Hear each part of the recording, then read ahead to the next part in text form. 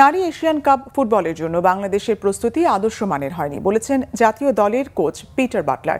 এই ইংলিশ কোচের অভিযোগ, বাফুফে এই লেভেলের ফুটবল বোঝে না। তিনি কারো হাতের পুতুলও না মন্তব্য তার। তারপরও দল নিয়ে আশাবাদী তিনি। উজবেকিস্তানকে হারালে সুযোগ থাকবে সেরা ৮-এ যাওয়ার। প্রথমবার নারী এশিয়ান কাপে খেলার যোগ্যতা অর্জনকারী বাংলাদেশ দল বৃহস্পতিবার মধ্যরাতে অস্ট্রেলিয়ার উদ্দেশ্যে দেশ ছাড়বে। মানিক মাহমুদের রিপোর্ট। ভোর সকালে নারী ফুটবলারদের নিয়ে ঢাকা জাতীয় স্টেডিয়ামে হাজির কোচ পিটার বাটলার। ঘরের মাঠে শেষ অনুশীলন বাংলাদেশ দলের। আগামী ১ থেকে ২১ মার্চ অস্ট্রেলিয়া হবে নারী এশিয়ান কাপ ফুটবল। বাংলাদেশের ফুটবল ইতিহাসে প্রথমবার এশিয়ান পর্যায়ে খেলতে যাচ্ছে দুবার সাফ জয়ী নারী দল।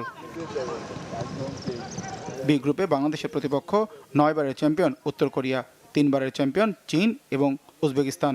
কঠিন প্রতিপক্ষের বিপক্ষে প্রতিটি ম্যাচই কঠিন হবে তা বলার অপেক্ষা রাখে না। খেলার কৌশল ও পরিকল্পনায় আফিদা, ঋতুপর্ণা, মনিকা, মারিয়াদের সাথে দলে থাকা সুইডেন প্রবাসী আনিকাকে আরও দক্ষ করে তোলার চেষ্টা কোচ বাটলারের।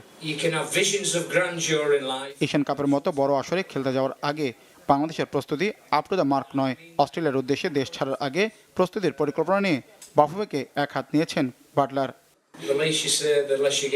হয়তো এই বাফুফের অনেকে এই লেভেলের ফুটবল বোঝেন না। আমাদের প্রস্তুতি নিয়ে অনেক মিথ্যাচার করা হয়েছে। প্রস্তুতি আদর্শ মানের হয়নি। একটি পরিকল্পনা ছিল, কিন্তু তা কাজে লাগেনি। আমি একজন বাস্তববাদী মানুষ এবং এই দলের জন্য আমি দায়বদ্ধ।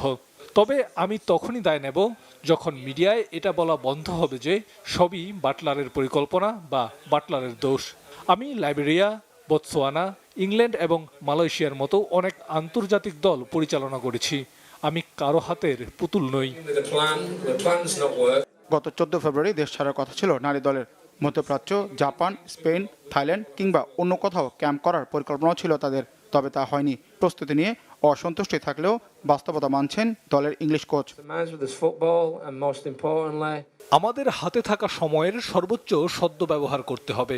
আমাদের মূল ম্যাচ উজবেকিস্তানের বিপক্ষে।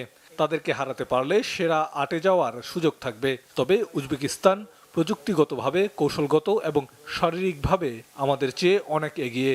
তাই চ্যালেঞ্জটা বেশ কঠিন। যারা ভাবছেন আমরা এখনই বিশ্বকাপে কোয়ালিফাই করব, তাদের বাস্তবতায় ফিরে আসা উচিত। এশিয়া কাপের যে চাপটা, ওইটা চাপ নিচ্ছি না। আমরা যেভাবে সবসময় খেলি আমরা ওভাবেই খেলার চেষ্টা করব। প্রথম 2টা খেলা তো খুব হার্ড টিমের সাথেই, তো আমরা অবশ্যই চেষ্টা করব যে উজবেকিস্তানের সাথে ভালো কিছু করা। সিডনিতে স্থানীয় কোনো ক্লাবের বিপক্ষে প্রস্তুতি ম্যাচ খেলার পরিকল্পনা আছে বাংলাদেশের। গ্রুপ পর্বে 3 ম্যাচের প্রথমটি 3 মার্চ সিডনিতে। চীনের মুখোমুখি হবে মারিয়া আফিদারা। প্রায় সমশক্তির উজবেকিস্তানের বিপক্ষে বাংলাদেশের খেলা 9 মার্চ পার্থে। মানিক মাহমুদ, বাংলা ভিশন, ঢাকা।